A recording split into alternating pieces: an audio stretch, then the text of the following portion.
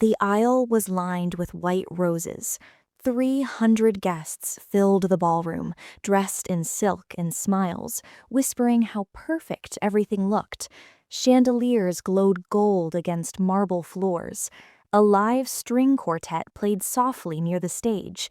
It was a wedding designed to impress. It was also a trap. My name is Emily, and today was supposed to be the happiest day of my life. At least, that's what my family believed. They had no idea I wasn't coming. They had no idea the bride they were waiting for had already left them behind. If you've ever felt erased in your own family, the overlooked daughter, the background sibling, the one whose moments never mattered as much as everyone else's, hit that like button right now if this already hurts in a familiar way. Subscribe if you want more stories where the invisible one finally chooses herself and watches the family feel the silence they created. Let's dive into how one stolen wedding became the day I finally stopped asking to be seen. My name is Emily, and I have spent most of my life disappearing in plain sight. Growing up in our family house felt like living in a spotlight that never turned toward me. Everything looked perfect from the outside. Big dinners, smiling photos on the mantle, expensive vacations every summer. But inside, there were rules, unspoken ones.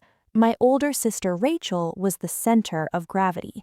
Her opinions mattered. Her milestones were celebrated with banners and cakes and full-page photo albums. Her mistakes were excused with a gentle, "She's just passionate." Me? I was background noise. I remember being 12, standing in the kitchen holding a drawing I'd spent hours on, pencil lines careful, colors blended just right. I walked up to my mom, heart racing with excitement. "Look what I made!" She barely glanced at it. "That's nice, Emily," then turned to Rachel. "Sweetheart, tell me more about your school presentation." I stood there, paper still in my hand, feeling the air leave the room. That moment stayed with me. Because it wasn't just one moment. It was a pattern. By the time I turned 28, I had stopped trying to compete. I built my own life, quietly. A stable job in graphic design, a small apartment filled with plants and books, a circle of people who actually saw me, friends who remembered my birthday, who asked how I was doing, who celebrated my small wins. And then I met Daniel. He was different. He listened. He noticed things. Small things, like how I always paused before speaking in groups, or how I smiled first before deciding if I felt happy. He made me feel chosen for the first time in my life. 2 years later, he proposed. It wasn't grand, no crowd, no spectacle, just us on a quiet evening under string lights in a park. And for once, I felt like something in my life was truly mine. I told my family the next day. There was a pause on the phone. Then my mom said, "That's sudden. Not congratulations, not excitement, just mild inconvenience." Still, I tried. I sent them the wedding date, the venue, the details. I told myself, maybe this time will be different.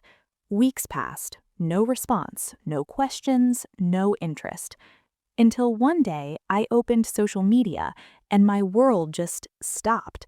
There was a post from my sister, Rachel, a photo of her in a white dress, standing next to my mom. Caption, "So excited for the upcoming wedding, family only, ring S." My heart started racing. I zoomed in, the venue, the decorations, the date. It was my wedding. I checked the comments. People were congratulating her, asking about her big day. I felt sick, confused, terrified to understand what I was seeing. So I called my mom. My hands were shaking. "Mom, what is that post?" There was a pause, longer this time. Then she said, "Oh, that. That. Rachel is helping organize things," she continued. "She's more experienced with events. You know how you are. You get overwhelmed." I swallowed. "That's not what I asked." Another pause. Then she said something I will never forget. Well, we thought it would be easier if Rachel handled the ceremony part. Easier? For who? I asked. For everyone, she replied calmly. That's when it hit me. They hadn't just taken control, they had replaced me. My own wedding had become hers. I didn't scream, I didn't argue, I just hung up. That night I sat in silence, thinking, replaying every moment of my life, every time I was overlooked, every time I was minimized, every time I told myself, it's not that bad, but it was. It always was. And suddenly, something inside me changed. I stopped trying to be included. I called Daniel. I told him everything, every detail, every memory, every realization. There was a long silence on the other end. Then he said, "Then let's stop asking them to be part of it." So we did. We didn't cancel the wedding. We didn't confront them. We didn't explain. We just changed everything. New venue, new date, new guest list. A real wedding, one that actually belonged to me. And I didn't tell them. A week later, the day came. The wedding my family had planned, the one they thought was theirs. They dressed up. They invited guests. They showed up expecting a celebration. But I wasn't there. No bride, no ceremony, no explanation, just confusion, whispers, embarrassment. And somewhere across the city, I was standing in a quiet garden, wearing a simple dress, holding Daniel's hands. A handful of real friends watched. No chandeliers, no hundreds of guests, just truth. When I said I do, my voice didn't shake. It was steady, clear, mine. Relief flooded through me like sunlight, chest lightening, years of shrinking finally over. Triumph was quiet, but complete. Validation in every person who showed up because they wanted to, not because they had to. Justice earned, not punitive, not loud, but deeply fair.